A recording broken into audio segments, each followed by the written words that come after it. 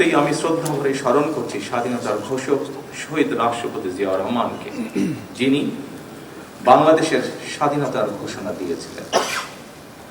স্বাধীনতার ঘোষণা দিয়েই ক্ষান্ত থাকেননি।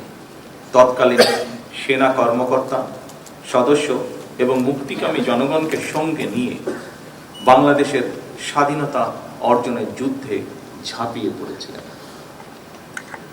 স্বাধীনতা এবং মুক্তিযুদ্ধের স্মৃতি নিয়ে শহীদ প্রেসিডেন্ট জিয়াউর রহমানের নিজের লেখা একটি প্রবন্ধ রয়েছে, একটি জাতির জন্ম শীর্ষক এই নিবন্ধে স্বাধীনতা এবং মুক্তিযুদ্ধের প্রেক্ষাপট এবং এর সূচনা লগ্ন, মুক্তিযুদ্ধে মেজর জিয়াউর রহমান এবং সেনাবাহিনীর ভূমিকা সুস্পষ্টভাবে বর্ণিত রয়েছে এই নিবন্ধে।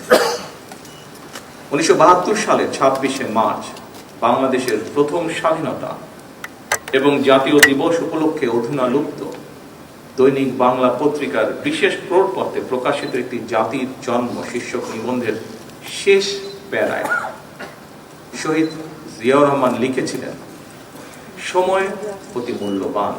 আমি ব্যাটালিয়নের অফিসার, জেসিও আর জওয়ানদের ডাকলাম, তাদের উদ্দেশ্যে ভাষণ দিলাম। তারা সবাই জানত, আমি সংক্ষেপে সব বললাম এবং তাদের নির্দেশ দিলাম সশস্ত্র সংগ্রামে অবতীর্ণ হতে।